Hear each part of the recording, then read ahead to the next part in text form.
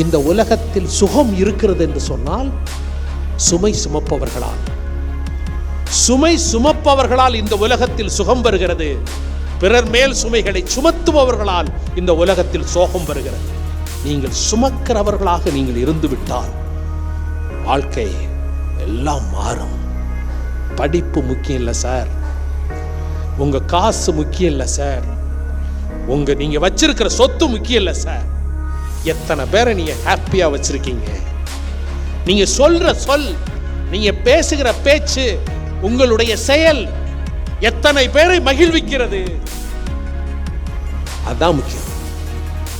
இந்த துயரத்தை விளக்குபவர்கள் தான் இந்த உலகத்திலே மிக உயர்வார்கள்.